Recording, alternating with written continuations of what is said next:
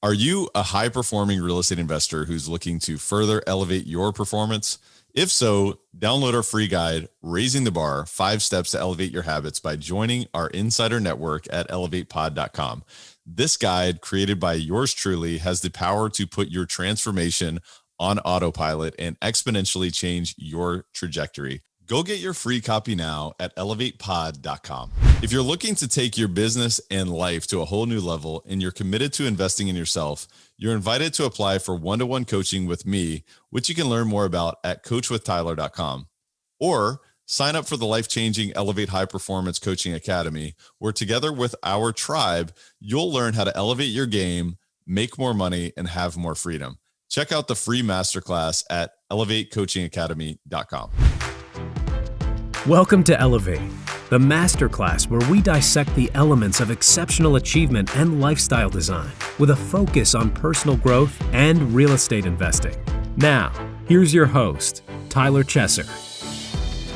Elevate Nation, welcome back. This is Tyler Chesser. I'm so thankful to have you here, and I am blessed and grateful to be sitting with an incredible, remarkable individual, Sean Swarner. Let me just tell you, I'm telling you right now, if you thought that there were some impossibilities in your life, just go ahead and get rid of those immediately, because we are going to redefine what impossible is.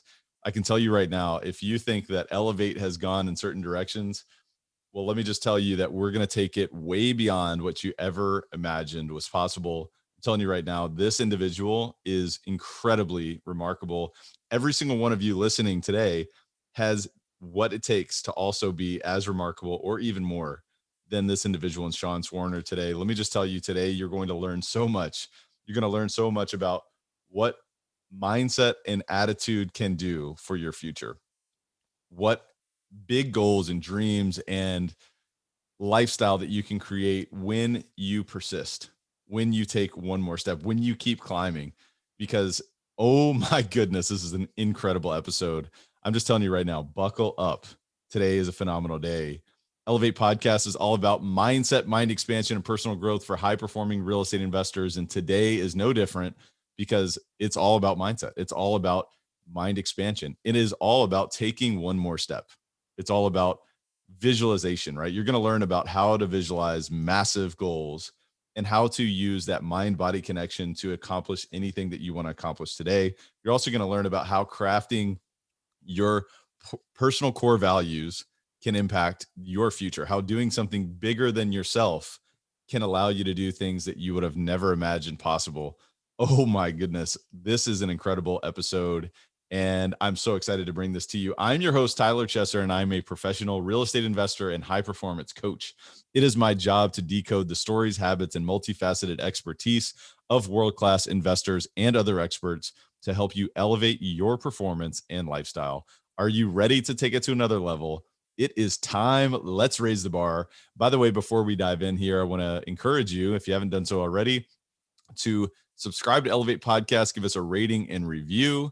If you are so inclined, we'd love to receive a 5-star rating from you. And so thank you so much. If you have not paid it forward already, just make sure that you pay the fee, because all we ask is that you send this or share this to one other person, whether it's a friend, colleague, neighbor, family member, you name it. Share Elevate Podcast with one other person. I'm telling you right now, this episode today in particular will change lives. It could possibly change your life in many profound ways. So I want to encourage you to open your mind to what is possible and what is about to happen right now. This episode is phenomenal. So thank you so much for being here. Thank you so much for listening. And while we dive in, I want to introduce you to Sean Swarner, who is the only person to climb Mount Everest, the highest mountain on every continent, ski both poles, and complete the Hawaii Ironman. After 2 terminal cancers, a 14-day prognosis, a year-long coma, and with only 1 lung. Okay, this is bringing a whole new meaning to the rare air questionnaire in so many ways. Oh my goodness, buckle up and enjoy this phenomenal conversation with the great Sean Swarner. Sean Swarner, my man, welcome to Elevate. How are you? I'm doing great, man. I appreciate the opportunity to be here. No, I am so pumped. I'm so amped for this conversation, because honestly, when we created this podcast, the theme behind Elevate is keep climbing, right? It's keep going. It's one foot in front of the other. And in the face of massive challenges and massive roadblocks, we keep going and we persist no matter what, right? That is your story, my man. So like, my goodness, how does it feel to be on Elevate based on who you are and everything that you are? And I can't wait to describe everything that you're about to the audience, but how does that feel for you? Does it feel as surreal as it does for me? Sometimes it does. And it's kind of funny because when you said keep climbing, I was like, I actually have that trademarked. I know. Well, I know, and I know that, but that's the theory behind it. Just really resonates with me, Well, and it is just like getting to any mountain, like the one behind me, Kilimanjaro. I'm leaving July 24th for my 21st trip up Kili, and it's literally one step in front of the other. And so many people don't understand that. If you take more than the oxygen up there is so spread out that it's physiologically impossible to move faster than a slow slug. You have to take one step. But going up Everest, it was literally one half of a step and then standing there breathing 15, 20 times, then a half of another step, breathing 15, 20 times. It literally is one step at a time. Wow. And even, with one lung, we'll get into that, but like, are you kidding me right now? When people, they talk about their limitations, they talk about the things that are holding them back. We're going to shatter all that today. So let's go. And Sean, before we dive into this conversation, one of the things that I love to do with my guests is to really get more of a perspective of you, right? I really want to understand you, but the way that I do this, and hopefully you enjoy this. So play ball with me here. If you were to describe yourself in the way that your closest friends or family members would describe you, like what would they say about you? That's actually a great question because I just had a conversation with a guy I've known since college. I was his best man at both of his weddings. Unfortunately, got a divorce. The second one, I was getting ready for the best man speech at the second wedding. And I sent him the intro line. I was like, "Good to see everybody here again." He's like, "No, dude, you can't do that." That is hilarious. Well, he told me not too long ago that he's known me for 25 years now. And he's like, "You still surprise me." He's like, I will never figure you out. So maybe not necessarily shocking, but surprising, but also resilient, I would say. Yeah, I love that. What do you think is so surprising about you? Why are you still surprising someone that knows you so well? Because I think so many people get into a rut. I think so many people get it. They get into that comfort zone or they get to the top of their mountain peak, whatever it might be. And they're like, I'm good. With everything I've been through, I am going to constantly push the envelope. I'm going to constantly step into fear purposely because more than anything, I think I am more afraid of not living than I am of dying. And I want other people to understand that as well, because once you get comfortable, that's great. Yay. Good for you. You're not challenging yourself. You're not growing anymore because growth happens through challenge. That one, like, we've got to let that sink in. You know what I mean? Like, you're saying you're more afraid of not living than dying. Exactly. And that fear, you step into fear purposefully. Could you expand upon that thought? I've survived 2 terminal cancers. I've looked death in the eye numerous times. I was read my last rites. I was given 14 days to live, for crying out loud. I know what it's like to be on your deathbed. I mean, it just let me put it this way. How would you feel if you were going to bed tonight and you were terrified to close your eyes because you weren't sure if they were going to open the next morning? I can't imagine. I did that night after night after night after night. That became my MO. That became my normal. So I became comfortable with being uncomfortable.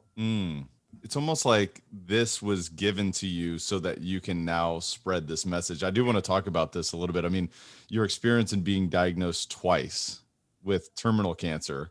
One time, 14-day prognosis to live, right?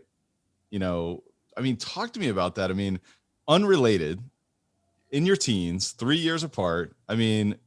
What was going on? First of all, you just described a little bit about that uncertainty every night, right? You're going to bed and you're like, I don't know. I may not ever open my eyes again. So what else was on your mind during this experience? Well, how much time do we have? Your mind was racing, right? I would imagine. I mean, the first thing that came across was when you asked that question was not necessarily what was on my mind, but what wasn't on my mind. Mm, And what wasn't on my mind was necessarily the petty things.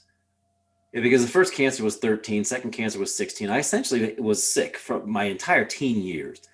And that's basically 8th grade to senior year in high school, right? wow. Yeah. So when you're at that age, you're so focused on being popular. You're Yeah. so focused on the cliques, the in crowd, the sports, the jocks, the nerds, whoever it might be at the time. And they're all focused on not making mistakes. They don't want to be made fun of. They don't want to be bullied, all those things. None of that mattered to me. I didn't care about the popular crowds. I didn't care about the popular clothes. I didn't care about having hair. I'm glad I have it. And you probably wish you did, Man, I knew you were going to say that. Are you serious right now? That's awesome. It was because I was forced to see things from a different light. When you're literally staring the Grim Reaper in the face for years, you realize that petty stuff doesn't matter. Mm. Or that stuff that you think matters, it really doesn't. Family, friendship, health, happiness. And I realized a long time ago that happiness wasn't something that was out there. I'm not going to buy another home and think to myself, oh, that house is going to make me happy. Mm-hmm. Absolutely not. If I go buy a new car, or whatever, a boat, that's not going to make me happy. Happiness is a choice.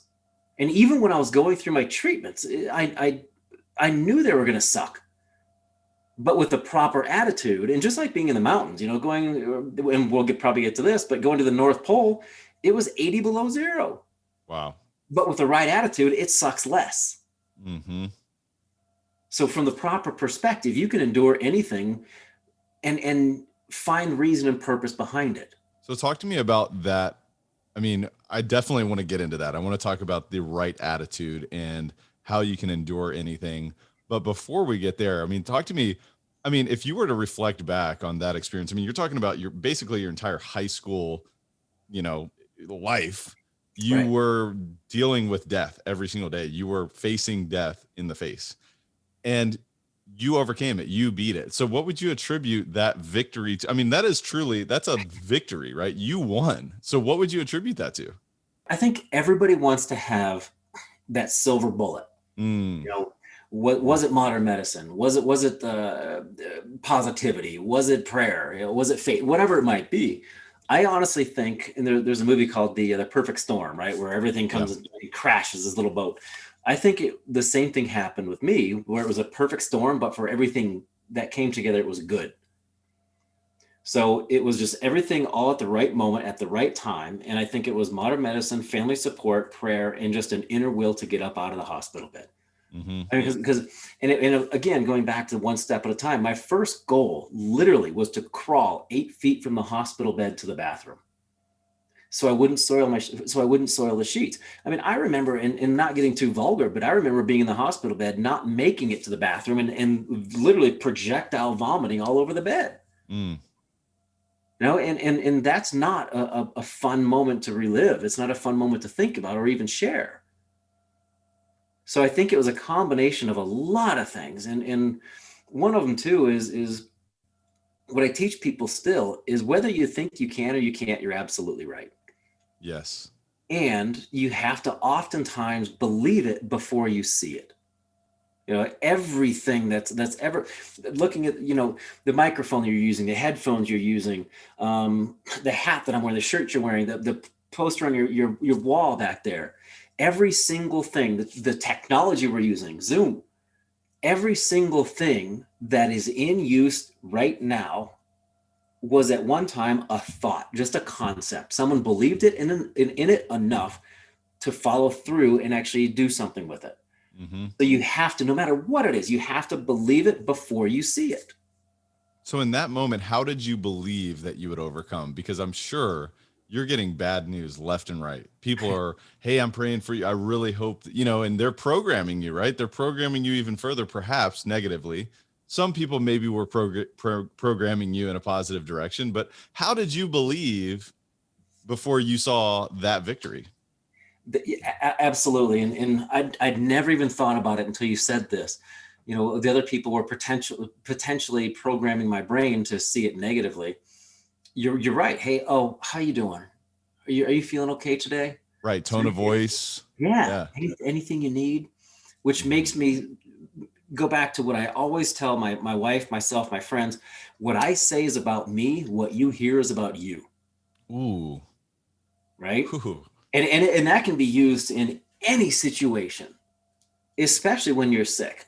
It can be used for, well, I don't want to get too deep in it, but it can be used for religion. It can be used for race. It can be used for any sickness. Hell, it doesn't matter.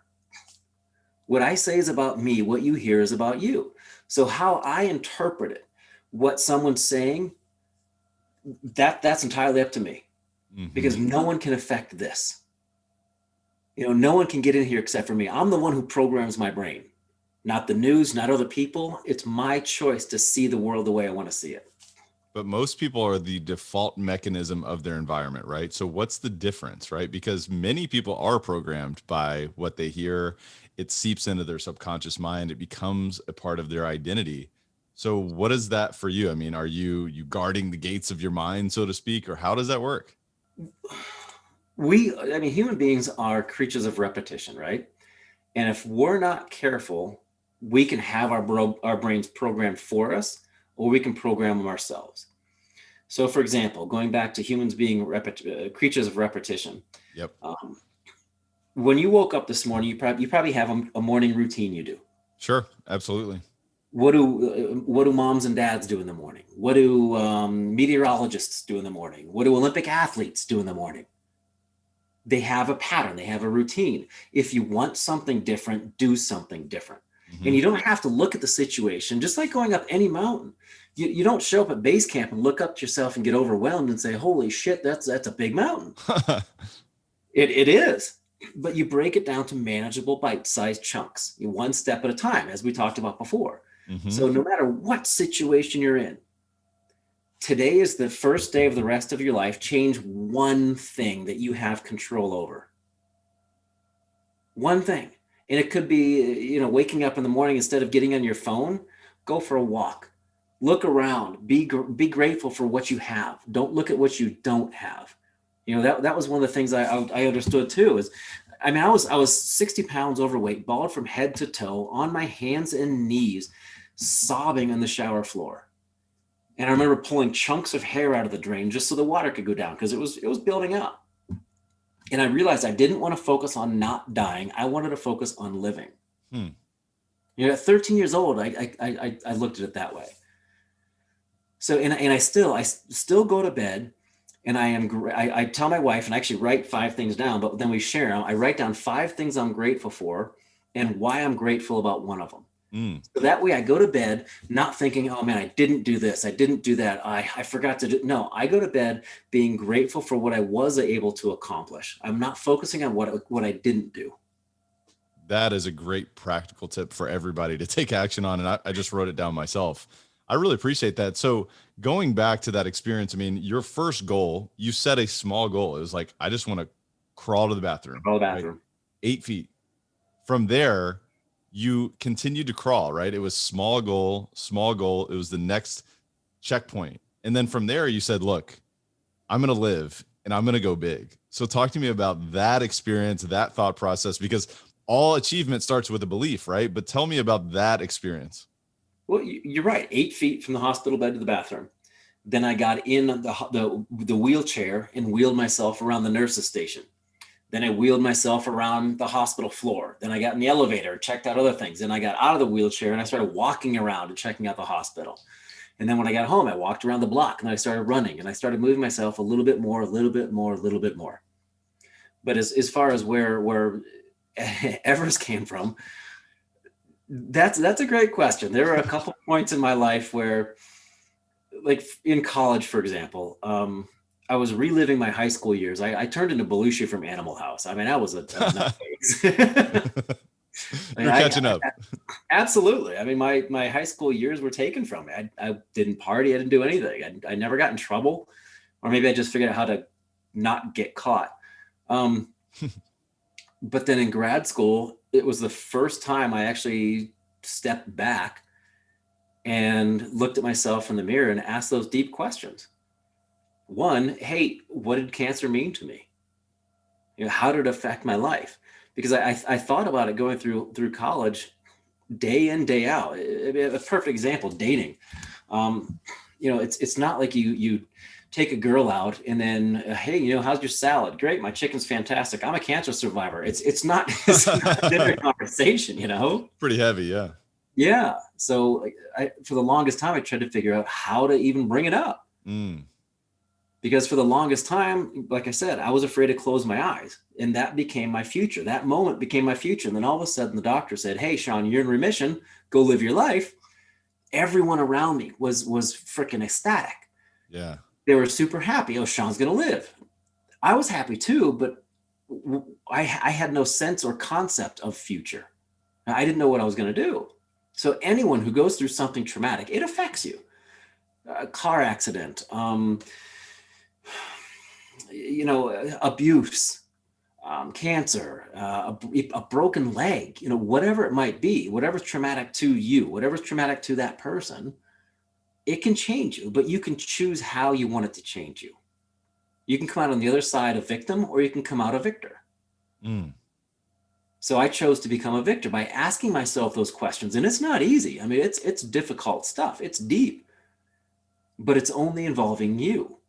So if you scare yourself, don't do it. Don't ask yourself, you know, hey, what does this mean to me? Or who are you? What do you want from life? Because we're only here for a short amount of time, man.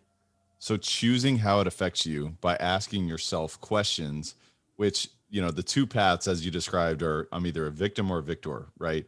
So what are those questions? Well, what do you want from life? And how are you going to live that life? You know, I think the biggest one is, what are your personal core values? And and by understanding what your personal core values are, you understand essentially your path in life. And now you have a route that's going to direct you and guide you in making decisions. So I think that's huge. So a lot of people have taken, you know, core values assessments, or they write down core values. But I take a step further, and I've developed my own core values assessment. 60 different values. Every 3 weeks, I actually write down the 10 of them, and then I rate them on a scale of 1 to 10 how I'm actually living that value. I like that. So that way, it's not just I have a list of values and I'm like, okay, these are what I value. That doesn't do anything. Looking at where I'm actually lacking, I can start focusing my attention on what means most to me. Because let's say I have family as a personal core value, and I'm actually living that value at a 4 or 5. Bam, I know where I need to start spending more of my attention and my energy. Yeah. Awareness is power, right? Absolutely. Once you understand how you're showing up, then you can start to make a change. But you know what? Your story to me is so inspiring because of the fact that, you know, many of the people listening, they may have either had traumatic experience, or maybe they've even had less than traumatic experiences that, you know, maybe they need to check in with and ask themselves, are they acting as a victim or a victor? Right. And this is an opportunity for everyone to almost draft off your experience, and you can use this to impact other people, and people are receiving that impact without having to go through such a trauma and such a terrible, really, experience, which I can imagine has scarred you in some ways, but it's also been a great gift in many ways as well. So that's what's also amazing about this, right? So we can all check in. We can all check in with our personal core values and say, hey, how do I want to live this life? How do I want to give to other people? How do I want to maximize my talents and everything that I was meant for? And so as you proceeded forward, you said, look, I'm going to climb Mount Everest. I mean, like, that's the most epic thing I've ever heard. I mean, at the end of the day, like, Mount Everest is the most incredible, you know, peak that we have on this planet. And you said, look, I don't care if I have one lung. I don't care if, I wasn't able to experience high school. I'm going to become the most epic explorer this planet has ever seen. So tell me a little bit about that and how you approached that and what that was like. Again, how Wow. much time do we have, right? Because I'm thinking that when I first came up with the idea, I was going to grad school and working on my master's and my doctorate in Jacksonville, Florida. Okay. And I'm sure you probably know this, but there aren't too many mountains down there. Not too many, not maybe one. I don't think one. Actually, the highest point in Florida is the top of the Four Seasons Hotel in Miami. That's hilarious. Okay. So my brother and I packed up my Honda Civic. We moved to Colorado, and we actually lived out of the back of my car, and we camped for a couple months before we even found a place to live. Nice. And we were homeless. My office was a payphone bank at the campsite and the library. This was after you graduated school, or how was this? After I graduated college. Okay. Actually, I can say I took a sabbatical, but I'm not going back. So I'll say I dropped out of grad school. Got it. And that's when we drove to Colorado. So 24, 25, 26 years old. So did you already have the idea in your mind that you were going to climb Mount Everest at this point? And you were like, I'm moving there because I want to start training. That's exactly why we moved. Got it. And then 10 months later, I climbed Everest. So did you just want to climb Everest to prove to yourself that you could, or what was the thought behind it? The thought behind it was honestly that, I had been given a second, a third, maybe even a fourth lease on life. And I looked back at everything I've been through. And I realized that after I was placed in remission, a year later, I actually won my high school's league track meet in the 800-meter run. I don't know if you know anything about it. I ran a 156 with one lung. So I was like, that's not too shabby. You're a badass. And but the only difference between me and anybody else, looking at the mountains I've done and the adventures I've been on, I probably just have a warmer jacket than most people. Okay. That's it. Born and raised in a small town of Willard, Ohio. And realizing that I wanted to utilize my God-given talent of the mind-body connection. Because I could visualize myself and see myself. And I knew even before we went to Colorado, I made my mind up, and it was going to happen. It was going to happen. And I wanted to use it as the highest platform in the world to scream hope, to give something back to people touched by cancer. Because I'm sure, like, if you look around the world now, I mean, cancer is a global epidemic. Yeah. And I'm sure, do you know anyone touched by cancer? Absolutely. There you go. So, and real quick, when we go up Kilimanjaro, I always take names of people touched by cancer on a flag. If anybody wants to donate and add a name, you can donate $1 and add 100 names, or you can donate $1 million and add one name. It doesn't matter. Just a buck. That's awesome. We'll put a link in the show notes of how the listeners can do that, by the way. Oh, that'd be fantastic. Thank you. But with Everest, that's where the flag idea came into play. We had one that was probably 2 feet by a foot, and it was folded up in my chest pocket, always close to my heart, as a reminder of my goals and why I was doing what I was doing. So all the names of people who've been touched by cancer, they were people, they were pulling me up the mountain. And when I got there, I unfurled this flag and wrapped it around the summit of the world, essentially commemorating the struggle of cancer patients worldwide. Wow.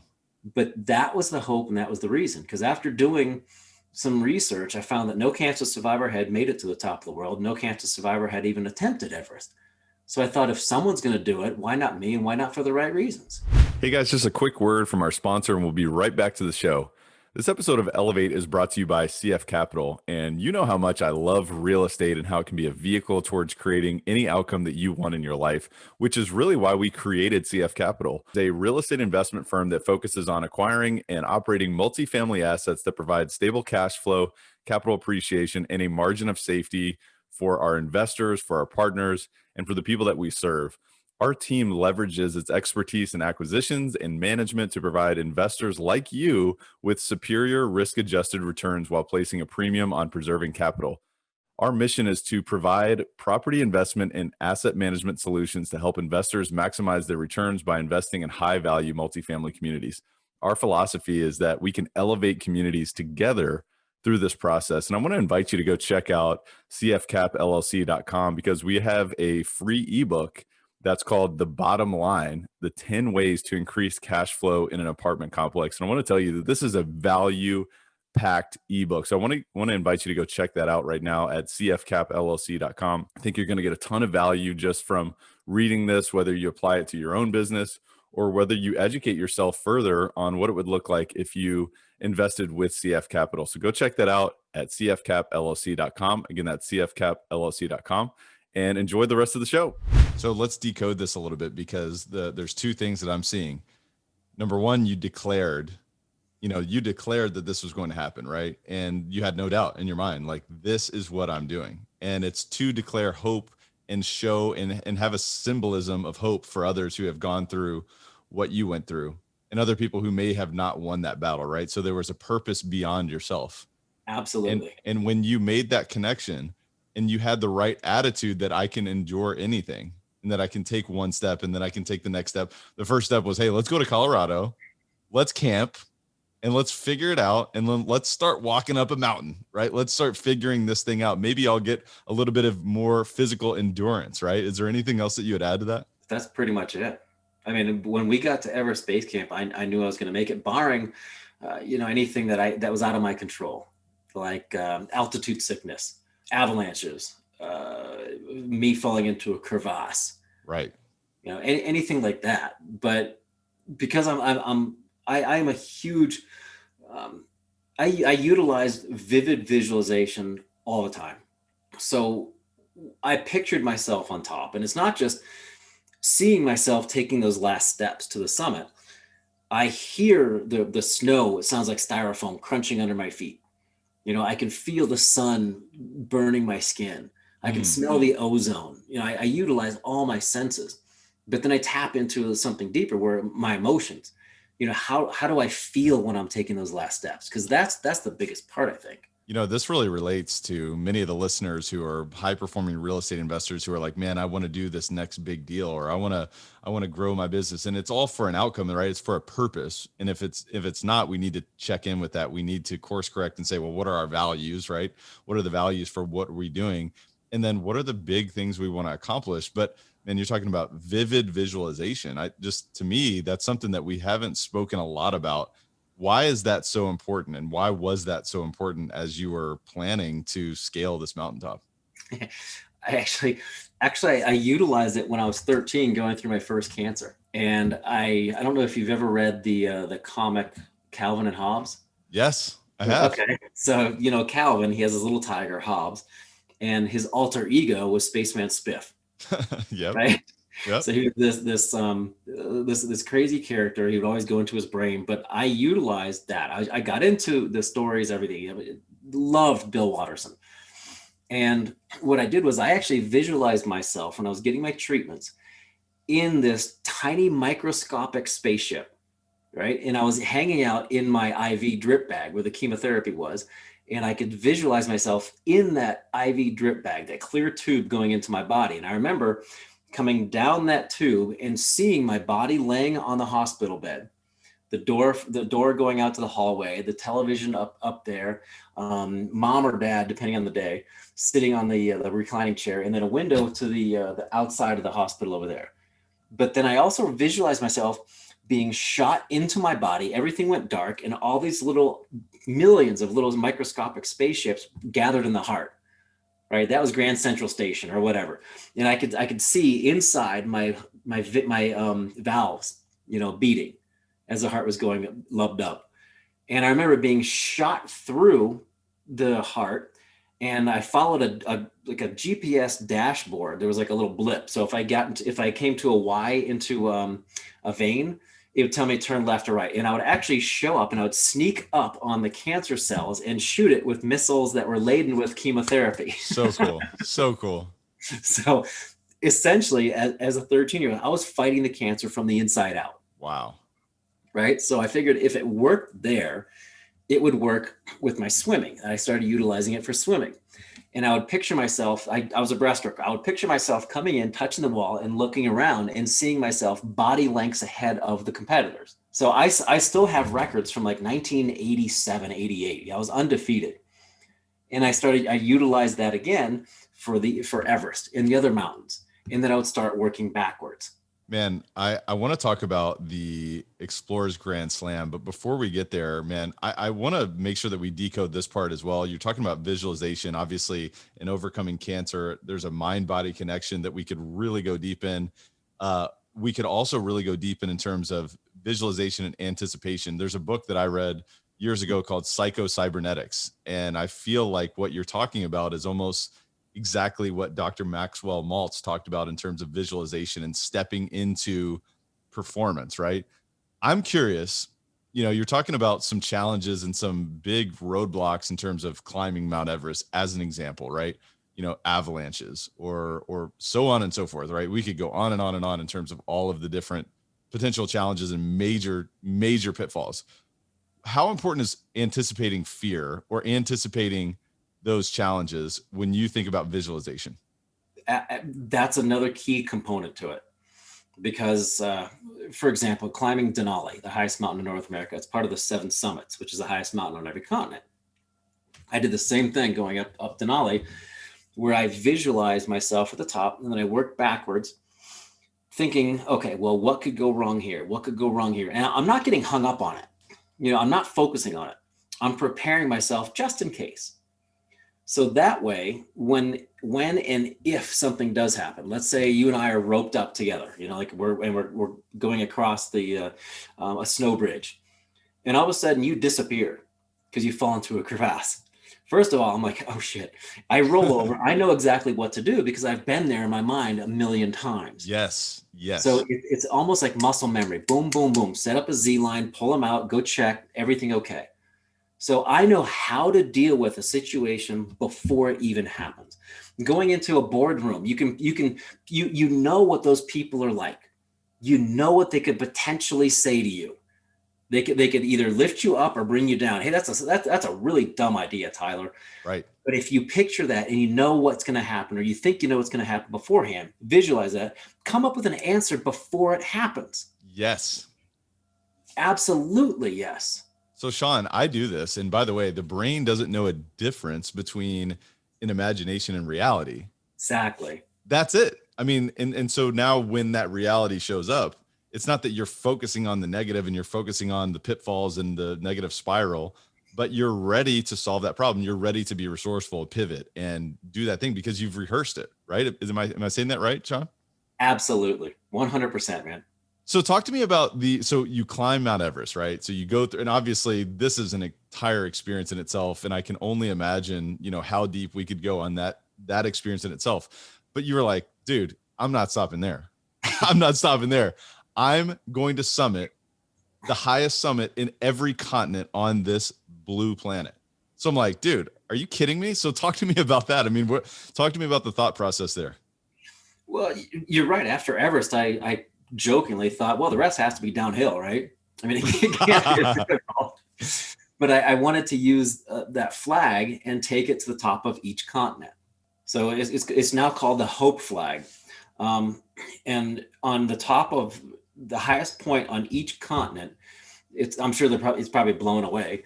It's tattered to pieces. But on the top of each continent has been a flag where I left it up there that had names of people touched by cancer. So not only was the first cancer survivor up there, everybody was up there together who's ever been touched by cancer. And it's so just cool. It's just like anything. Like when you're at the top of your game, when you're on the top of your peak, your mountain, by yourself, and you're celebrating by yourself, there's no fun in that.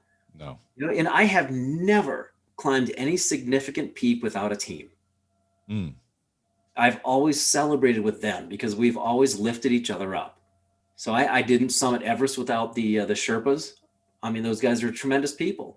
All the other mountains, I've had climbing a climbing team, climbing members. We were literally roped up to each other going up Denali. But because we went there as a team, focusing on the same core values, focusing on having fun, again, Kilimanjaro, this will be my 21st summit, double the success rate of any other group. The average success rate is 48%. We're at 98%. Wow. But I think it's because we're the only group on the mountain having fun, singing, dancing, telling jokes, having a great time. And the summit becomes a byproduct of having fun. So we're enjoying the process as opposed to being fixated on the summit. Enjoy the process. That's a pattern that I see from the world's top performers, is enjoy the process, right? Because otherwise, if you don't have a goal behind the goal, you're going to be sad. You know, you're not going to feel, you're going to feel a bit empty, right? So we're always meant to expand and to define the new possibilities. But man, talk to me about what did you learn about yourself through this process, through the Explorers Grand Slam, not only the 7 highest summits on each continent, but also skiing both the North and the South Pole, which is like insanely epic, by the way. What else did you learn about yourself through this experience? Well, the first thing I realized was that the Adventure Grand Slam sounds like a Denny's breakfast platter. It does. Like I was going to make it to the North Pole and there was going to be a side of hash browns and bacon and whatever.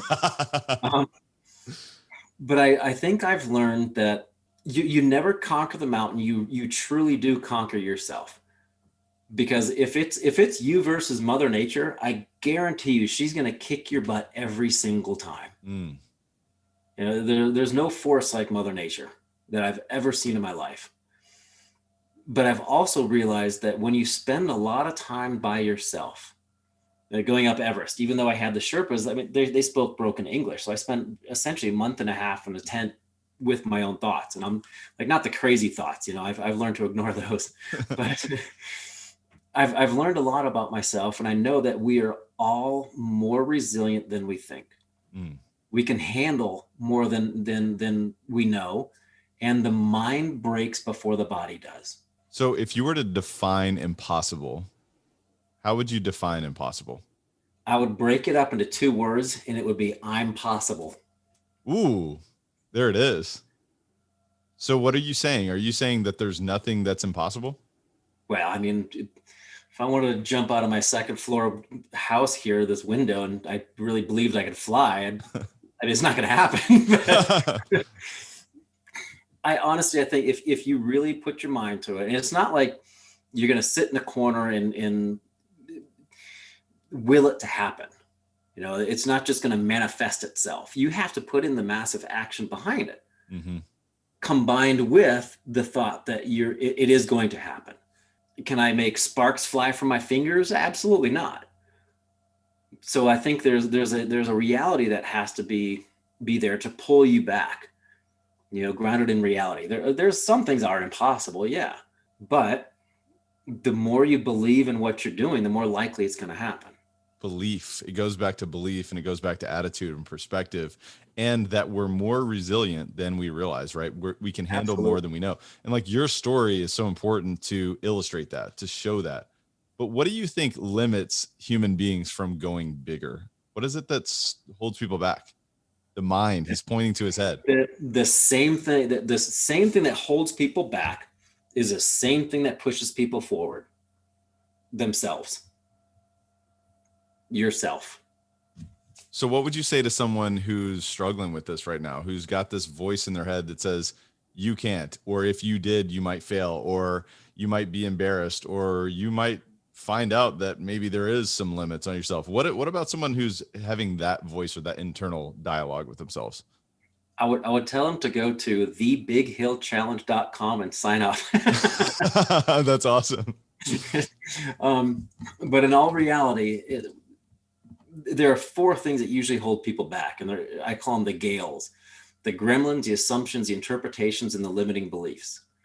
And the voice inside your head is usually the gremlin.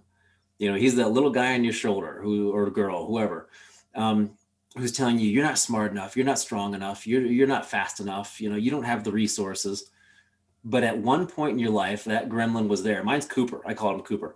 So, I like that. Put a name to it. That's good. Exactly. Too. So Cooper, at one point in my life, Cooper sounds annoying too, by the way.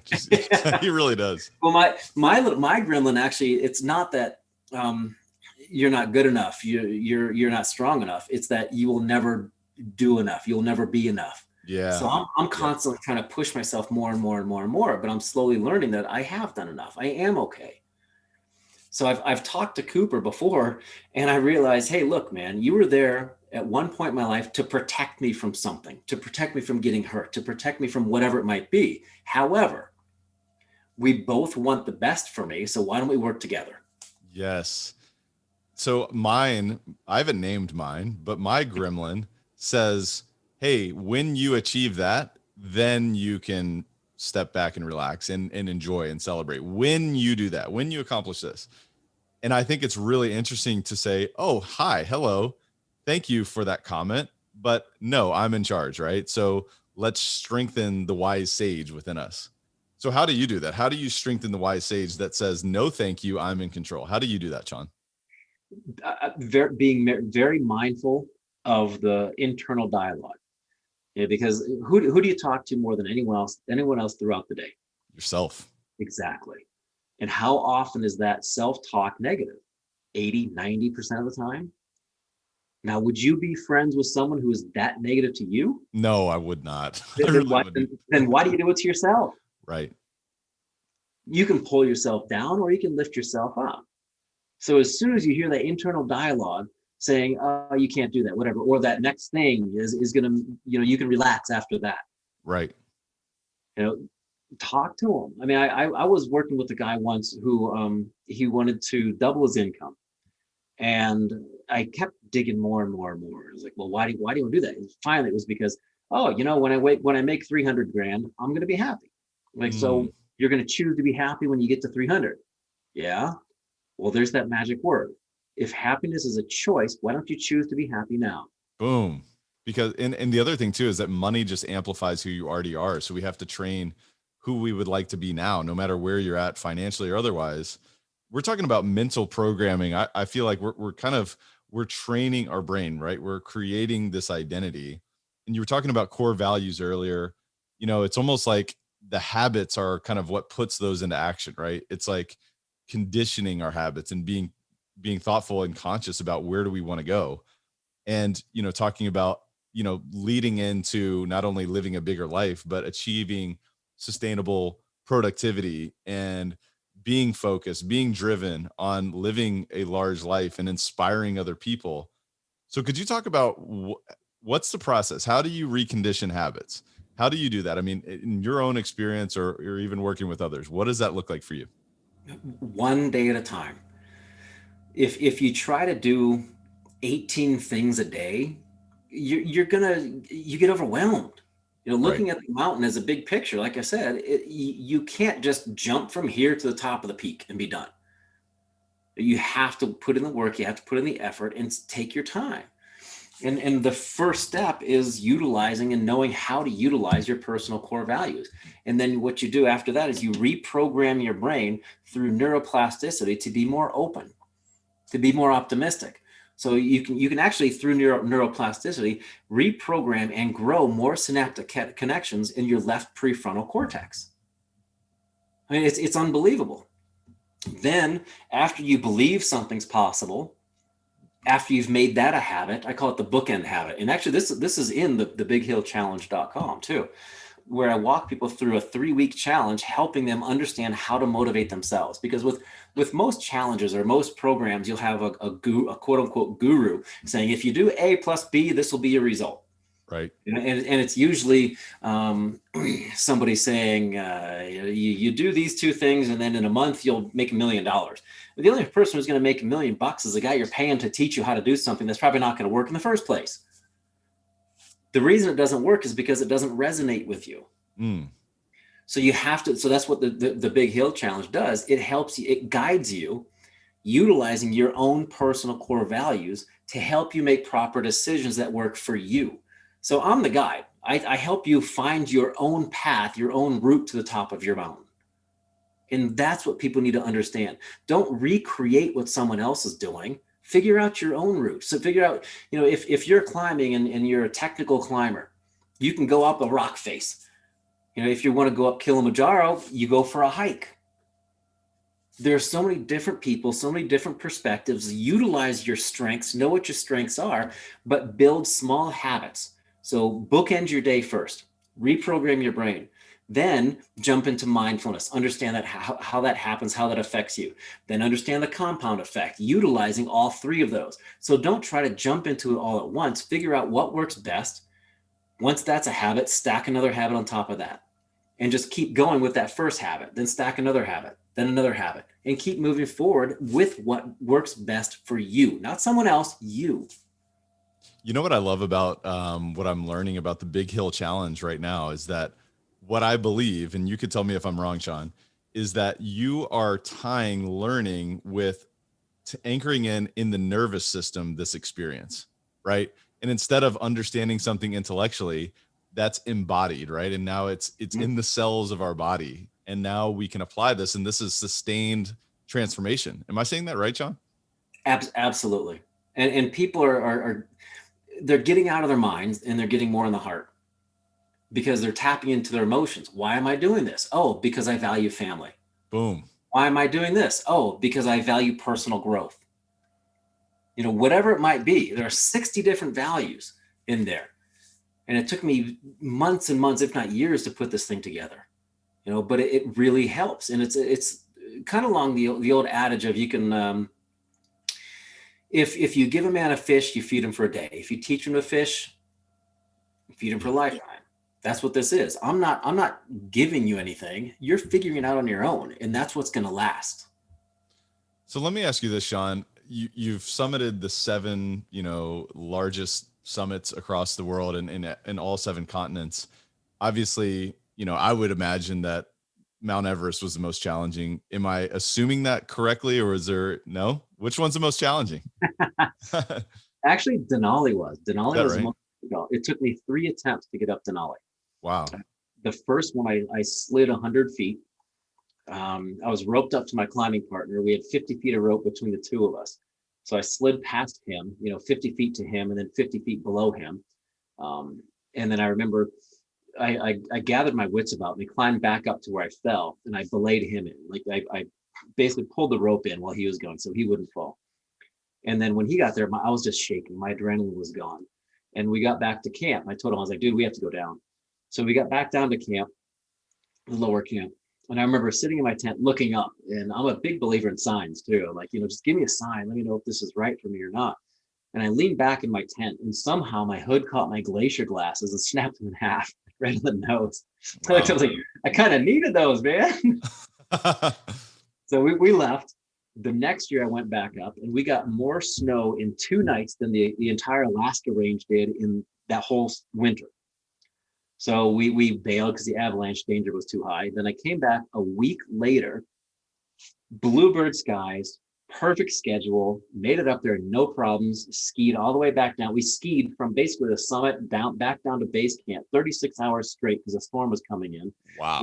We got picked up by an airplane that had skis on the bottom. And as we're flying back to the runway, back where there's no snow, we were cranking the skis back up so the wheels could help us land. So 3 attempts on Denali. It was just, and again, going back to Mother Nature, she's in control.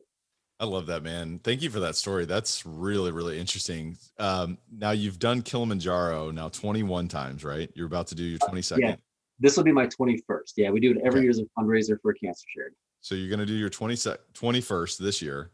Right. So why have you chosen Kilimanjaro for this continued repetition, just out of curiosity? In all honesty, it's on a lot of people's bucket list. Yep. I mean, it's the highest freestanding mountain in the world. You start off at 5,000 feet at the gate, and you go up to 19,342 feet. And you do that some people do it in 5, but we do it in 6, and then we go back down on the 7th day. And after that, then we take a plane and we fly to the Serengeti and do a 4-day safari in the Serengeti. But it's a life-changing experience because, like I said, it's a fundraiser for a cancer charity called the Cancer Climber Association. And what we do is we pay for a survivor's trip every year, all costs covered. But it's the responsibility of that survivor to raise funds for next year's survivor, kind of paying it forward and keeping it in the cancer family. Anyone can go. I've taken my mom before. I've taken a 13-year-old to a 70-year-old. And it's so accessible. It's such a life-changing, beautiful inward journey as well. And then you cap it off with looking at leopards and lions and elephants and giraffes in their native habitat. And the hardest thing is to keep telling yourself, this is not a zoo. Like, if I get out of this truck, I could be dinner. Man, that is so fun. It's just so fun to think about. I'm just going to tell you right now, I'm committing in public right now. I'm going. Let's go. I'm going with you. Let's go, Sean. I'm excited about it. And I also know that you have the power of editing at your fingertips. That's right. That's right. Yeah, I feel good about it now, but we'll see when this thing releases. But man, you know what? That's amazing. And I just honor you so much. I just honor who you are and what you're continuing to inspire other people through. And you know what? One of the things that I wanted to ask you before we transition into our rare air questionnaire is, as you're continuing to summit, as you're continuing to climb, like your phrase and your tagline is keep climbing.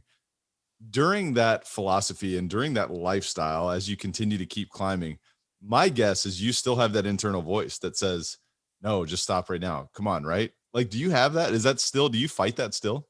I used to. I don't anymore. So a perfect example, like if you're training for a marathon, running, or whatever it might be, you're telling yourself something like, don't stop, don't make a fool of yourself. Again, that's that internal voice, right? Mm-hmm. That gremlin. Going back to that 13-year-old on the bottom of the shower floor, I was focused on living as opposed to not dying. So if you're walking down the street and you're telling yourself, don't trip, you're going to fall on your face. Exactly. Right. Turn it around from a different perspective and tell yourself to stand tall, walk strong. Same idea, same concept, different perspective. So now when I'm on the mountains, the big mountains, I have a mantra that I tell myself literally every single step. The higher I go with one foot, the stronger I get with the other foot. The higher I go, the stronger I get. The higher I go, the stronger I get. And by the time I get to the top, I've taken 1 million steps, maybe. That's 1 million positive note. Well, 2 million, because the higher I go, the stronger I get. That's 2 million positive thoughts. Boom. Man, I got to write that one down. The higher I go, the stronger I get. I mean, that is, we can all use that. We can all apply that immediately. It's every single day. The higher I go, the stronger I get. The more repetition I take, the stronger I get. The more challenging conversations I enter into, the stronger I get. The more deals I do, the stronger I get. The more problems I solve, the stronger I get. My goodness, are you kidding me right now, Sean? This is phenomenal. I want to transition into our rapid fire section. We call it the rare air questionnaire because hello, like we're talking about rare air with one lung, by the way. Let me just say that. And by the way, this is phenomenal. So thank you so much, Sean. If you had to point to 2 or 3 of the most impactful books that you've read over the past few years, is there anything that really comes to mind? The first one, and it's probably not going to relate to anyone else who's even listening to this, is called Mountaineering: Freedom of the Hills. Okay. I studied that book. I read that book before I climbed Everest, and it probably taught me everything I needed to know about mountaineering. It literally saved my life. Well, that's important, right? I mean, if you're gonna do something big, especially climbing Everest, I would imagine you need to understand the nuances, right? So that's a great one. I'm actually going to pick that up myself. Not to necessarily say I'm going to climb Everest. Who knows? Maybe you'll talk me into it at some point, Sean. But I actually think it really illustrates how important it is to understand expertise, right? And to study and to consider that you don't have every answer. Does that resonate with you, Sean? Absolutely. I mean, we're both the teacher and the student. Yes. We can learn something from every person on the planet because we all have a different perspective. There's no doubt about that. Any other books that come to mind that have been really impactful for you? I would say, well, it's not even a book. See if I can bring it up so you can see it. But it's that journal that I mentioned that I created because it helps me with my personal core values, and it's basically my personal story of my everyday life. Because I have, my morning bookend, my evening bookend, and it helps me not compare myself to others, but it helps me compare myself to where I was yesterday. Love so that. This, I don't know if you can see it, but yep. If you're watching on YouTube, you'll see this, the Summit Challenge. Summit Challenge kind of disappearing in the background. But it's basically me writing my own story every day. There it is. My morning bookend. Oh shoot, can you see it? Yep. Yep. Morning Beautiful. bookend, evening bookend. So I would say this and scattered throughout here every 3 weeks is the core values assessment. And every Sunday, there's something called a weekly recap. So I can go back and find trends that I've written down in my affirmations and trends that I found in my evening bookends. And again, that correlates back to my personal core values. That's super powerful. And I love just the theory of writing your own story every day, because we are doing that, whether we realize it or not, or whether we're capturing it or not. And I know that there's so much more magic and power in writing and capturing and reflecting. And thank you for that. That's a great gift for everyone listening, and everyone can apply that in their own way immediately. But aside from our discussion today, Sean, what's the biggest way that you elevate your life on a daily basis? I feed it with positivity.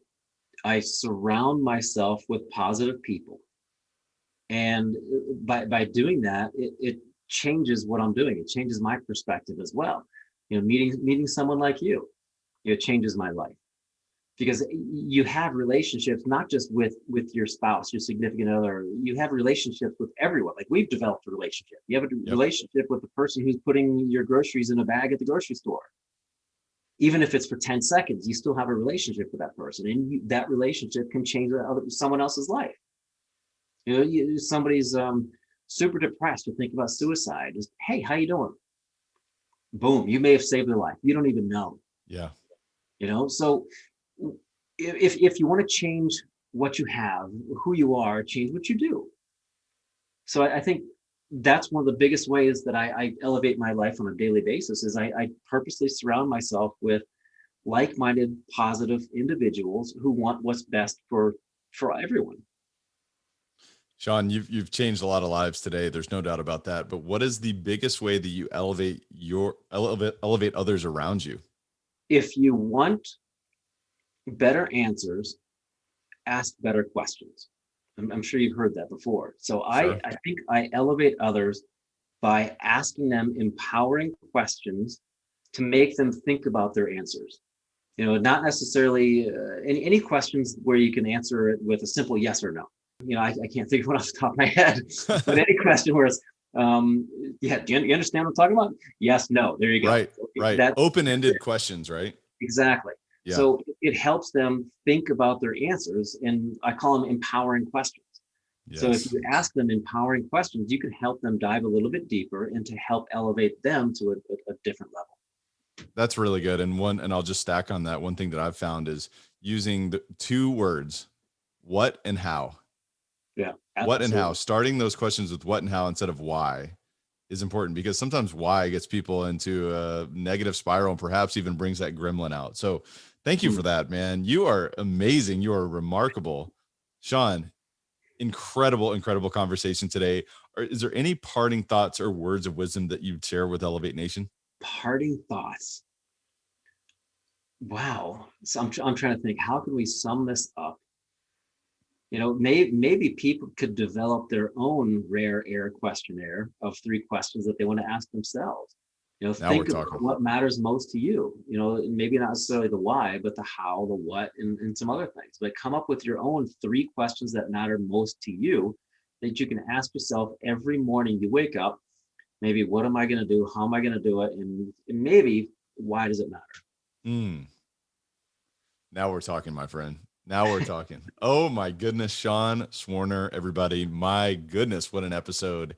And Sean, I know that the listeners can find you at seanswarner.com, which we'll put a link in the show notes. They can also find you across social media. They can also find you at thebighillchallenge.com. They can learn more about what we discussed in this episode. But is there any other places where we can share with the listeners where they can find you? They can find me in Castle Rock, Colorado. Boom. There it is. If you want to climb with this man, this individual, this unbelievable, inspiring individual, just go find him, right? Let's go do that. That's awesome. Sean, thank you so much for being on the show. I really want to encourage Elevate Nation to re-listen to the show because, like we've been talking about so much here, repetition is the mother of all skill. And re-listening to this episode, I guarantee you're going to get new takeaways And I also want to encourage you to share this with someone else, pay this forward, because the teacher is who learns the most. But also, what the teacher does is the teacher identifies what are the 3 takeaways that I can take to my life and apply immediately. What can I do to take massive action? Because the only way that lasting change is going to occur from this is if you actually put it into action. Because if you just hear and you just understand, that's not the same as embodying the understanding. So take massive action. Until next time, Elevate Nation, thank you so much for tuning in. Sean, you are incredible. Thank you so much for being on the show. Pleasure, man. Very grateful. Thank you. Thank you so much. Elevate Nation, we'll see you next time. Thank you for listening to Elevate. If you enjoyed this episode, be sure to rate, review, subscribe, and pay it forward by sharing with a friend. Most importantly, take this opportunity to elevate your results by taking immediate action on what you learned. For more, visit elevatepod.com.